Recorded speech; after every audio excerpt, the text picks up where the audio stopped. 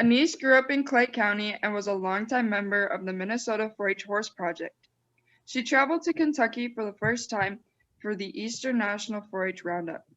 Anise developed a passion for thoroughbred racing at a young age and gained experience with the industry through multiple internships. She earned a Bachelor of Science in Management Communication and International Studies and a minor in Spanish from North Dakota State University, and in 2020 graduated from the prestigious Godolphin Flying Start Program, a 2-year international thoroughbred industry management course. She is the co-founder of Amplify Horse Racing, a nonprofit organization promoting education and careers in the thoroughbred industry, and served as the project manager for Together for Racing International. Her primary role is Equine Education Coordinator for the Kentucky Equine Education Project, and she enjoys co-hosting a Spanish horse racing show called La Trifecta. Awesome. Thank you so much. Is that Amber? I see you're on the screen with a few other people. I'm Allie. That's Amber. Allie. Thank you, Allie. And thank you all so much for having me. I'm so excited to see so many faces. I see, gosh, 107 people, 106 people total on here? And that's logins, so there's more people behind the screen. Awesome. Than you that see. So exciting. So I loved going to Winter Roundup when I was a 4-H'er, and I know that it's a little bit different for all of you guys this year, but I hope that you're having fun. And you know what? If anything, you get to go eat snacks at any time you want, being in the comfort of your home. So I'm excited. So I'm going to share my screen with you guys.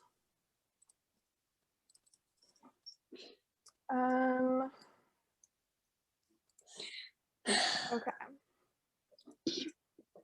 Hold on 1 second. Can everyone see Anisa's screen? Shake your heads, I can see you. I can. Okay.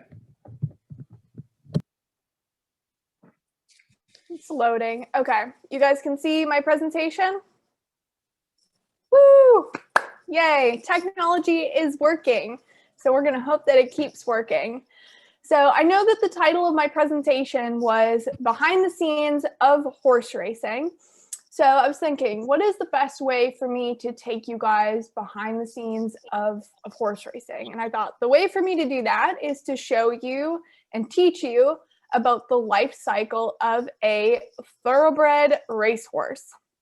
So, you know, first we said horse racing, and then I said thoroughbred. So there are lots of different types of horse racing in the United States and around the world, but I want to hear some guesses. How many different types of horse racing do you guys think that there is in the US? And can you guys just name a few? Throw out some names for me. 50. Barrel racing. Barrel racing, good. A lot of you guys are probably involved in barrel racing. Kentucky Derby. Kentucky Derby, that's thoroughbred racing. Harness racing. Harness racing, good. Mexican horse drifting. I've never heard of that, but cool. Quarter horse racing. Yep, quarter horse racing. Good job. Horse racing. Was that Crown. pony racing? Triple Crown. Triple Crown, that's thoroughbred racing. Barrel racing. Barrel racing, definitely. Ski joring. Ski joring. Wow, I didn't even have that on my list, but that's great. Kart racing. Endurance racing. Endurance racing, yes. Okay, cool. So I'm gonna skip to my next screen. So there are at least 9. Like you guys already hit on another one with ski joring, but there's thoroughbred flat racing, which I'm gonna talk.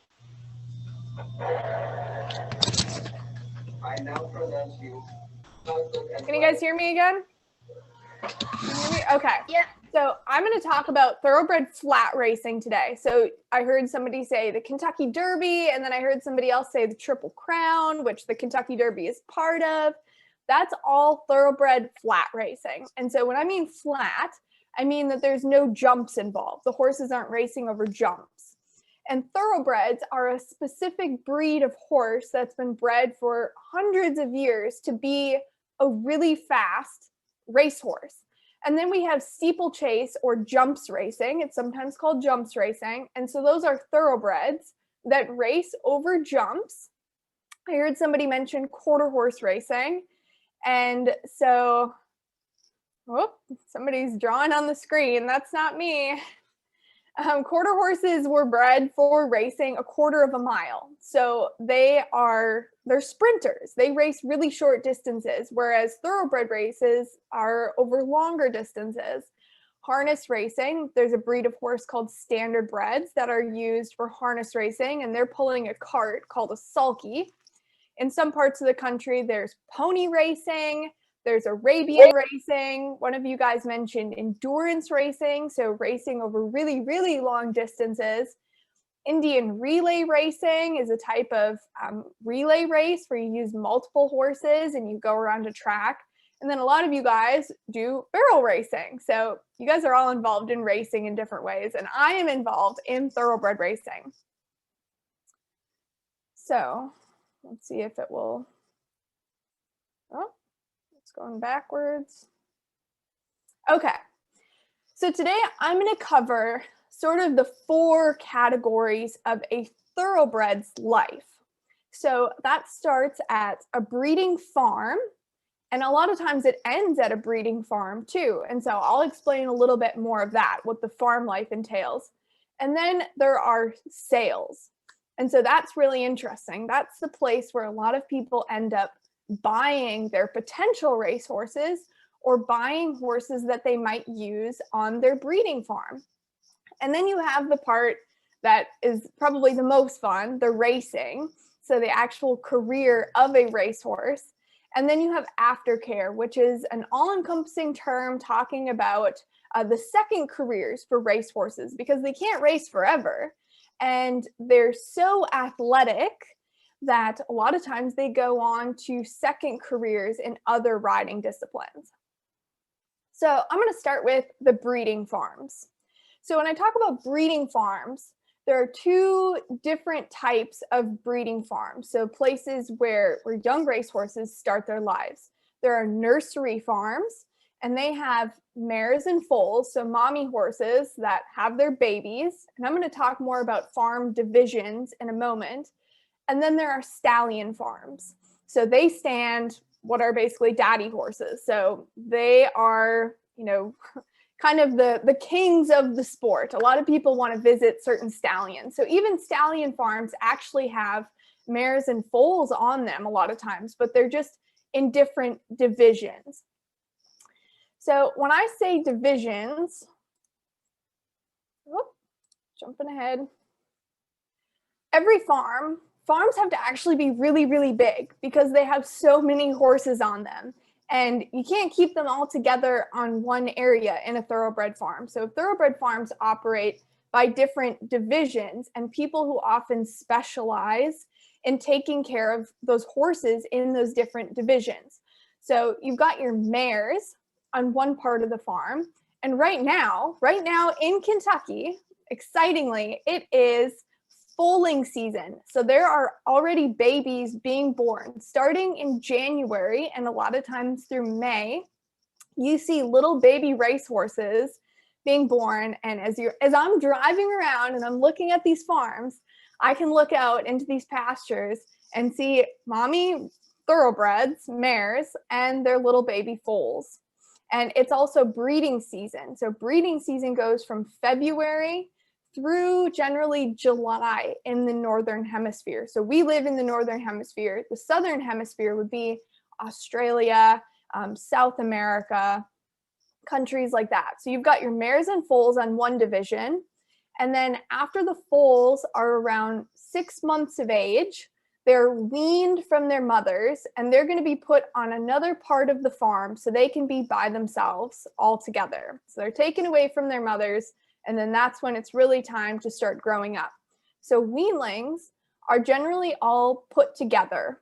So you've got your fillies and your colts, and once they get a little bit older and they turn a year old, that's a yearling, they're separated out. So you're going to take your fillies and you're going to put them in some pastures, and you're going to take your colts and you're going to put them in separate pastures. And so at that time, they're kind of like teenagers, you know, they're kind of roughhousing, they're growing up, they're starting to mature. And thoroughbreds grow up really quickly. They're fast maturing horses. So even within the colts and the fillies, a lot of times you'll put the younger fillies that were maybe born in April or May in a separate pasture, and you'll put the older fillies or colts that were born in maybe January or February in another pasture, because you'll start to see the ones that were born earlier or were born a little bit later in the year. And I'll talk in a little bit about how that plays a part in their racing career. So a lot of times mares will have babies into their 20s, and most mares don't go on to second careers once they've been a brood mare. So a mare, especially, her job is to have foals that will grow up to be racehorses. So once a mare retires from being a brood mare, most farms will have a separate division for those mares to go to and live out their lives. They're just chilling, hanging out, eating grass, enjoying life. And then you've got your stallion divisions. So as I said before, you have some farms that don't have stallions at all, like nursery farms. And then you have other farms that do stand stallions. So there are a few reasons why it's important for stallions to be separate from the mares. Well, number one is that in the thoroughbred industry, it's all live breeding. It's called live cover. So there's no artificial insemination. So to have babies, the mares and the stallions have to meet. So you want to keep them very separate on your farms, because during the breeding season, like right now, there are lots and lots of mares that are coming from outside farms or even outside states to visit some of these stallions. So for biosecurity purposes, so to keep things really safe, really healthy for the stallions and the other mares on the farm, it's important to keep the stallions very separate from the other horses, so that if there are any diseases, you can start to prevent that transition or transmission of diseases. So those are the different divisions on a breeding farm. And then we get into the sales aspect of a racehorse's life. So a lot of times when we think of sales, we might think of, a local auction or something like that where horses get sold. So in thoroughbred racing, there's a lot more pomp and circumstance to the sales. It's actually kind of like going to a horse show. There's so much to get ready. You have to get the horses prepared. They have to be looking their best. There are a lot of elements of horsemanship and actually showmanship. I'm sure a lot of you guys have shown showmanship at halter before. They all have to know, you have to have your horse ready to basically perform a type of showmanship as you're showing them to potential clients. But there are 3 primary sales companies in the United States that sell racehorses. So Fasig-Tipton is based in Lexington, Kentucky, and they have auctions all over the US. They have them in New York. The best yearling sale, I'm going to explain what that is in a moment, is in upstate New York in a place called Saratoga Springs. And then they have other sales that are in Maryland, Florida, California, right here in Kentucky, all over. And then we have Keeneland. So for 2 months of the year, Keeneland is actually a racetrack. It's one of the most beautiful and historic racetracks in the United States. But they also are a sales company. So they sell thoroughbreds as well. But all of their sales are right here in Lexington. And then you have OBS, which is in Ocala, Florida. And so they really specialize in one type of sale, which is the sale of 2-year-old racehorses.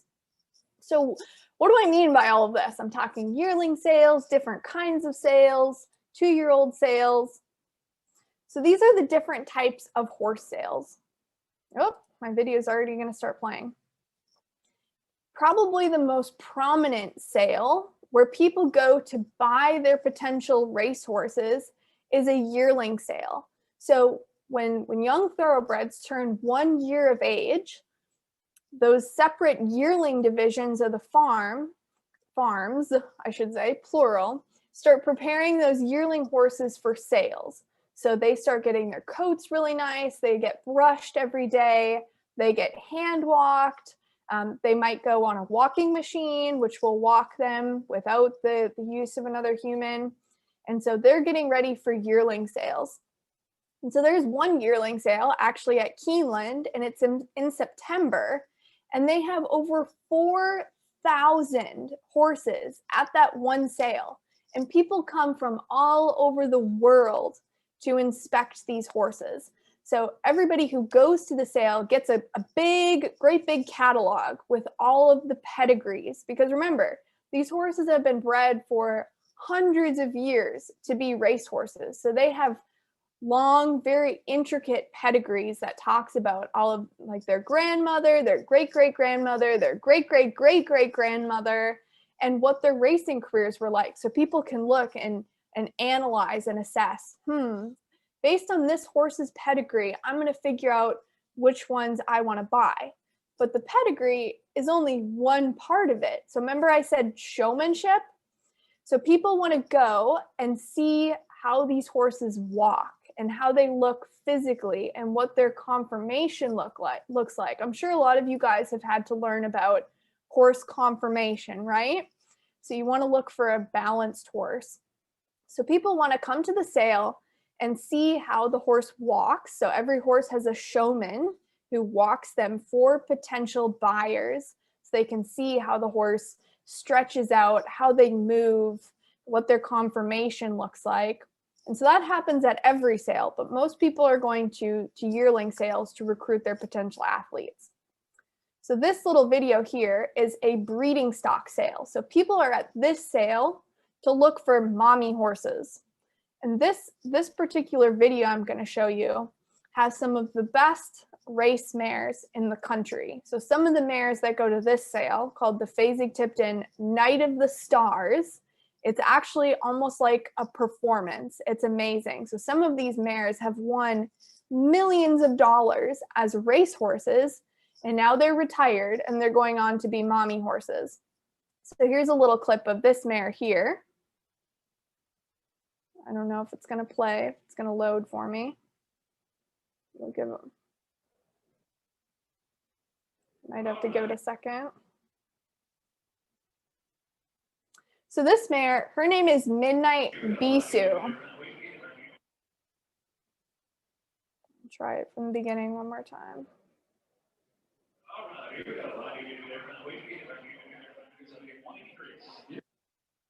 So people are back there in this back walking ring, and they're watching her move. Now I can't get it to pause. Okay, there we go. So Midnight Bisou is a really, really famous racehorse. She won some big races. She won millions of dollars. She traveled over to Saudi Arabia and got second place in a $20 million race, and that was in 2020. And so she sold for around $8 million. So someone paid $8 million for that horse right there, so she could go on and make baby racehorses. And so a couple other kinds of sales are 2-year-old sales. And so thoroughbreds start racing when they're 2 years of age, because remember I said they're really fast maturing horses. So late on in their 2-year-old year, they will start racing. So people will buy 2-year-olds because then they can go from the sale to the racetrack and they can start racing almost right away. And then another type of sale is a horses of racing age sale. So that means that these are all horses that are in their racing years. Most horses will start racing at 2, and they might race until they're 4 or 5 or 6 or 7, sometimes even until they're 12. But generally, the average age for a racehorse would be anywhere from 2 years to 5 years. They would generally retire by the time they're 5. So horses of racing age sales, where somebody goes to look for a horse that has already been racing and is going to go back to racing. So those are the 4 kinds of thoroughbred sales. And now we're going to talk about the actual racing career. So what happens to a 1-year-old or 1-year-old yearling, a yearling horse, after it's gone through that sale? Well, they have to go into training to become a racehorse. So a lot of those yearling horses will go down to Florida. That's where most horses train to become racehorses. It would be like, you know, you've had your tryouts, you got onto the basketball team, and now you have to start training with your team to get ready for the big game day. And so once they've gone through training, they can become a racehorse. So when a horse is a racehorse, there are a lot of different things to consider. There's horse racing all over the United States. So when I mentioned racing jurisdictions, every state has its own racing body that basically governs the rules of racing. So there are all sorts of rules and regulations to keep racing very fair and very consistent. But every state has a racing commission that oversees and enforces those rules. So once a young racehorse has been trained to be a racehorse, they go off to a track, they could go anywhere to any state around the US that has a racetrack. So where do most horses go? Well, a lot of them race in Kentucky, a lot of them race in Florida, there are lots of races in California or New York or Maryland. All sorts of states have horse racing. And then when you're going to pick out a race for your horse, what do you guys think? Tell me this. Do you think you would have a 2-year-old racehorse racing against a 5-year-old? Yes or no? I want to see some head nods or some head shakes. I'm seeing lots of head shakes. You guys are right. You're right. So racehorses are placed in races depending on their race conditions. So 2-year-olds are only going to race against other 2-year-olds. Earlier, when we were talking about the Kentucky Derby and the Triple Crown, those are just races for 3-year-olds. So here's another question. Do you think a horse can race in the Kentucky Derby more than one time? Yes or no? I'm seeing some head shakes. Oh, now I'm seeing some no's.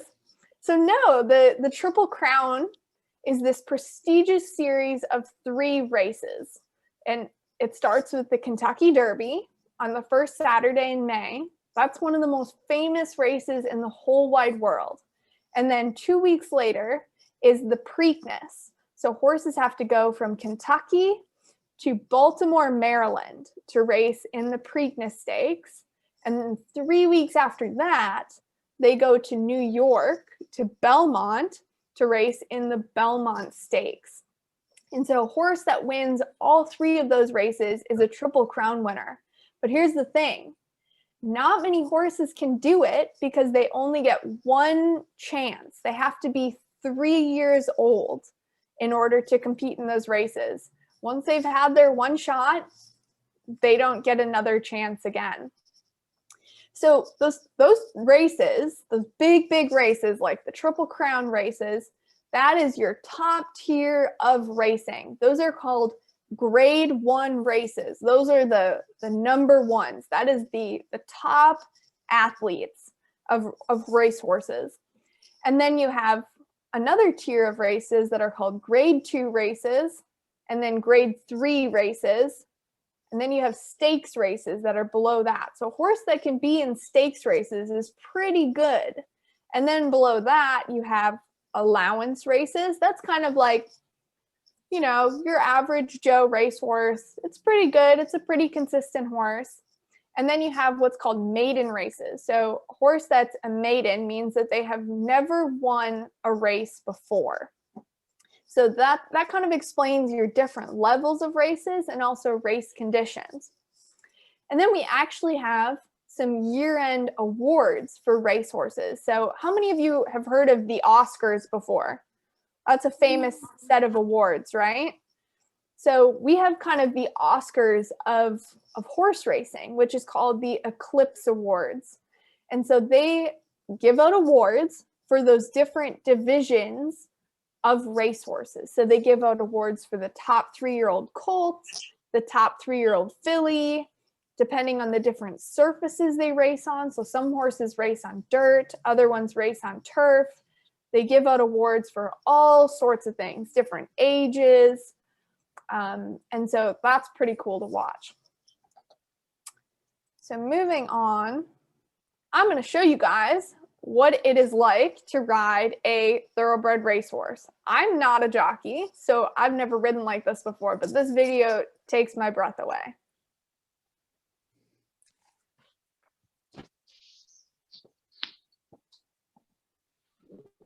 So this is a race on turf, on grass. It is now post time. There. Husband-in-law for the lead on the outside toward the rail. Stun shows speed. Now moving up between that pair. Here comes Diviner. Diviner ahead in front now, coming to the finish the first time. Stun is racing second. Husband-in-law is third. Next in line comes Pure Blood fourth. To the outside then, Lunar Cycle, and toward the inside, it's Kiss the Spider. Harpy Eagle is second last, and the early trailer here is Inlay. Opening quarter up here in 22 and 3, and they round the clubhouse turn, and along the inside, it's Stun, and to the outside, Diviner heads apart for command. Length and a half then to Husband-in-law, racing third along the rail. Kiss the Spider is fourth. Next in line comes Lunar Cycle. They're then followed by Pure Blood. Now Inlay has moved up toward the inside, and to his outside, it's Harpy Eagle. They continue on the backstretch here. The half went in 47 and 1. Stun along the rail. Diviner the outside, heads apart for the lead. Husband-in-law sits third with clear sailing. Inside then Kiss the Spider. Making a run the far outside, there goes Lunar Cycle. And to his outside, Inlay is on the move. They're then followed by Harpy Eagle. And back to last now, Pure Blood. They race midway through the turn here. And Stun has a short advantage, but coming on to challenge now, there goes Lunar Cycle. Husband-in-law is next inside. Kiss the Spider looks for racing room. Inlay tries to pick it up the far outside along with Harpy Eagle as they straighten for the drive. Stun still with the lead. Inside trying to move up, Kiss the Spider. Moving up now, here comes Inlay and belatedly trying to come on Husband-in-law. Stun has the lead. Kiss the Spider chases. Inlay surging. Stun now with Inlay. Stun to upset. Pretty cool. So we're not going to watch all of these. This actually also has a thoroughbred race on dirt and a morning workout of a racehorse. So now kind of back to the beginning is what happens to a racehorse after they finish racing. So some horses might have, remember how we talked about pedigrees and conformation? So if a racehorse has a really, really good pedigree, it will probably go on to be used for breeding, and especially if they were a successful racehorse. So that's how a lot of those stallions become stallions. To be a stallion, you have to have a great pedigree, and you had to have a really good career as a racehorse. So a lot of times for the mares, for brood mares, it's good to have a great pedigree. It's not always as important for them to have had such a good career on the race course.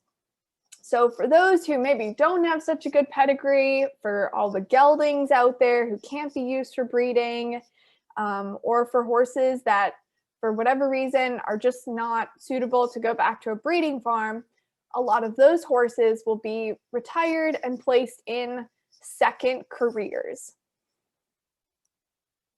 So who can tell me what OTTB stands for? I see a hand, Grace R. Oh, off-track thoroughbred. Yes, yes, good job. Off-track thoroughbred. So a lot of people think, okay, thoroughbreds, they're like, you know, really high-strung English horses, right? So they're just used for jumping and stuff. Thoroughbreds are used for everything. I have an off-the-track thoroughbred. His name is Cyclone Larry. And Larry, he likes trail riding. He's a pretty chill dude. We just like to go for slow, easy rides. Thoroughbreds are really good police horses because they're exposed to so much at the racetrack. There's so much activity from tractors and other horses and lots of hustle and bustle and cars driving by. So a lot of times they're good police horses.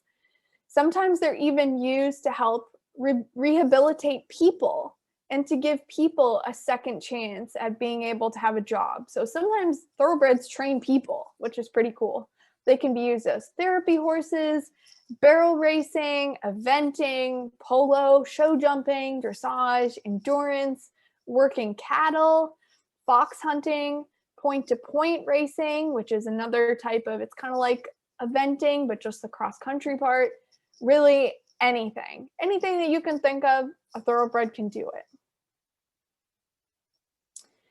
So there are special organizations out there that help to incentivize people to take on off-the-track thoroughbreds, or to make sure that the facilities that they go to after they're finished racing are really good. So right in the middle, you can see the Thoroughbred Aftercare Alliance.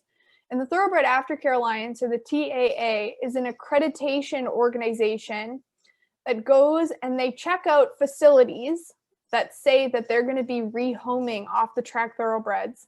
And they have to check to make sure that they're safe, that they have well-trained staff, that they have adequate facilities to take on these horses, because we don't want our thoroughbreds going to just any sort of place. We want to make sure that they're going to an accredited rehoming facility that will do a really good job of picking out who the new owners are going to be for their horses.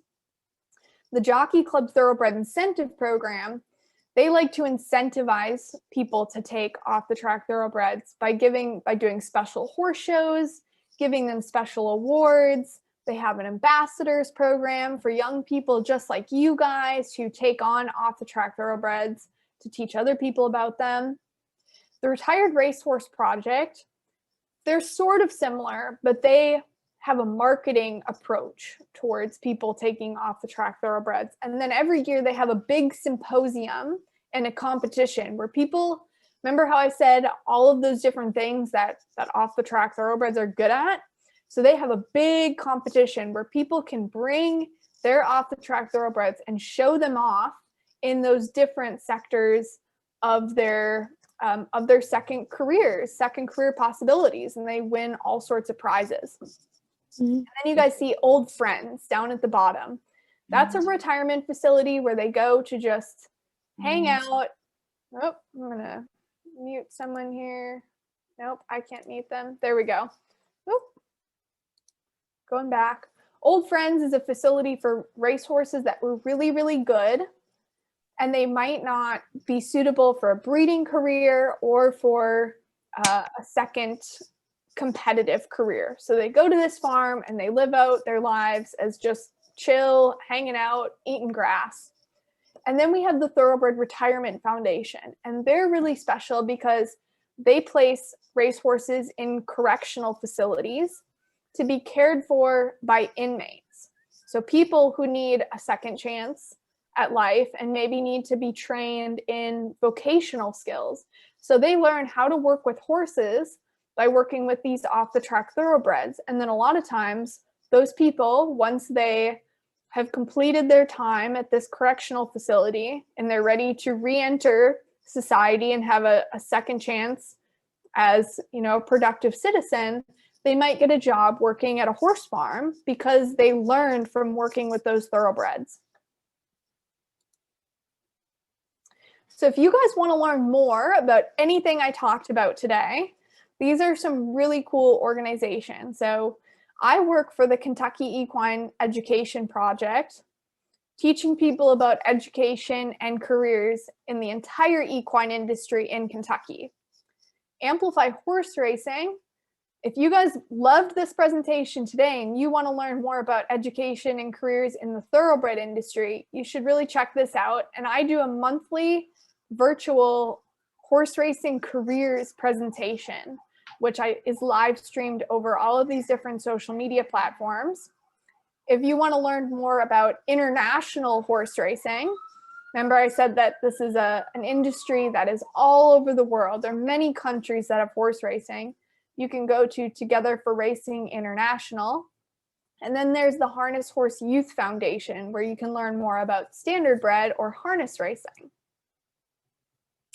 And now I would love any questions. This is Larry, and Larry loves hats. That's my off-the-track thoroughbred. He really loves furry hats. He loves to lick them and put his nose all over them. So he's a goofy guy. And he's back home in with my parents in Fargo, North Dakota. So if you guys have questions, I would love to answer any questions right now. Or if you want to write down my email address and you want to email me at any time, you guys are certainly welcome to do that too. I'm going to stop my screen share so I can see everybody. There we go. Denise at amplifyhorseracing.org. So that is my email address. I'll make sure to share my presentation with Renee too, so you guys can see those different websites. Have a shared Google folder that we'll be putting handouts and all of the things that we need to, so you guys can access them at any time, and Anise can probably put her email. We can add that in there as well. Perfect. What state do you live in?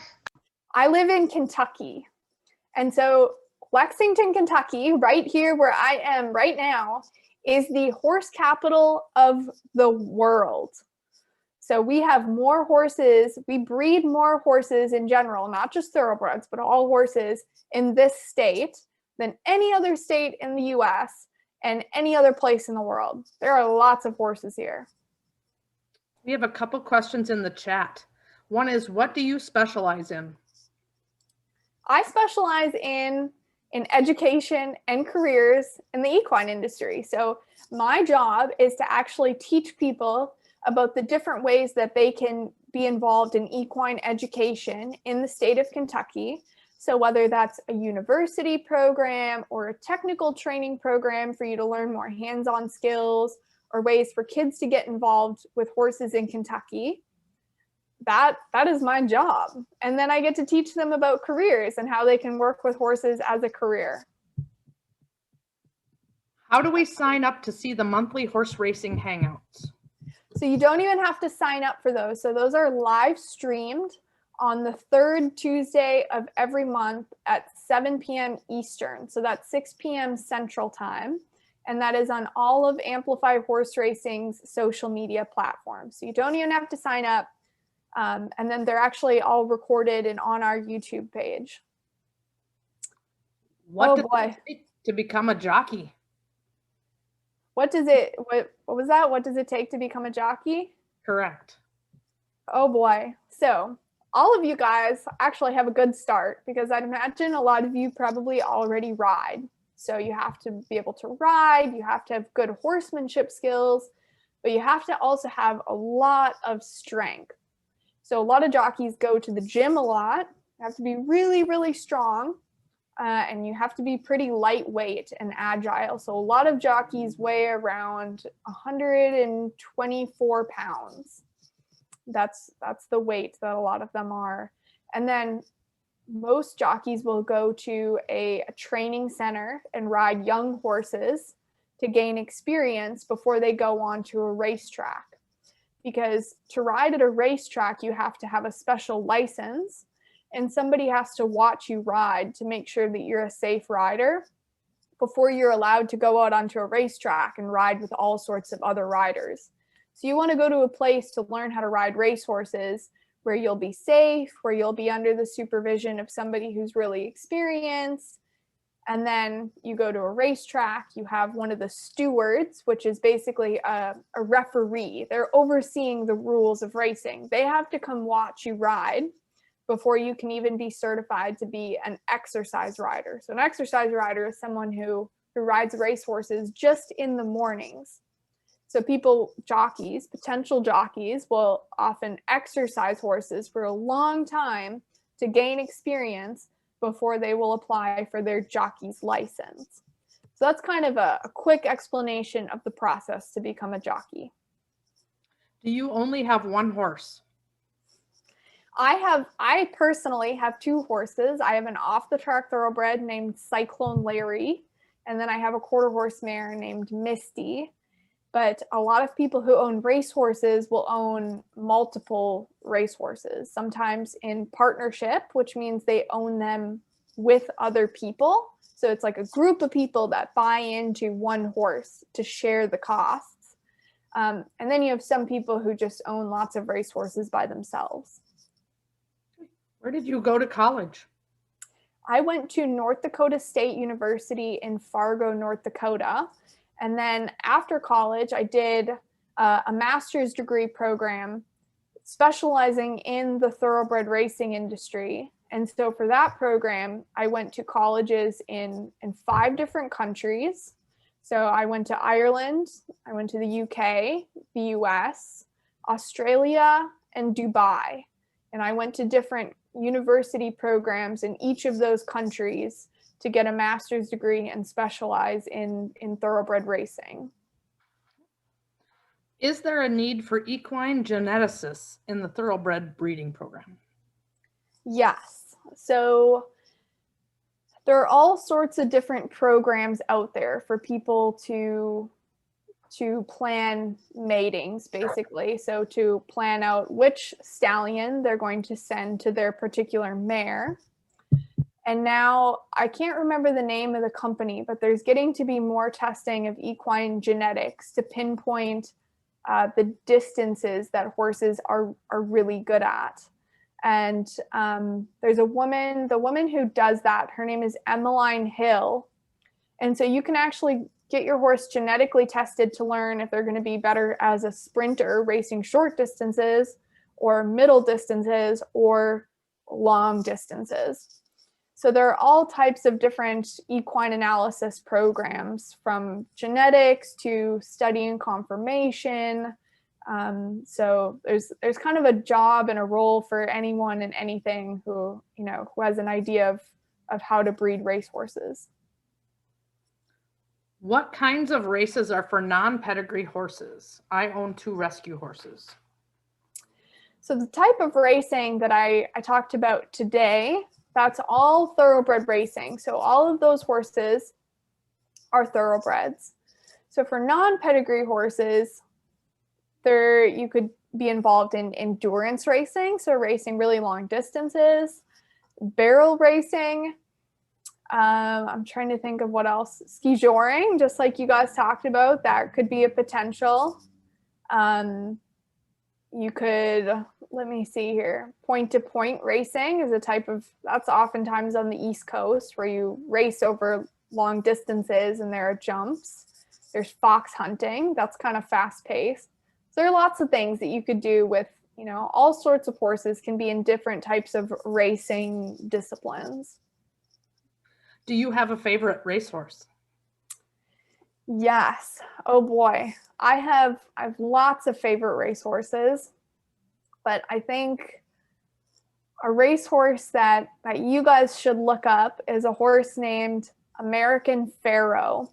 And American Pharoah won the Triple Crown in 2015.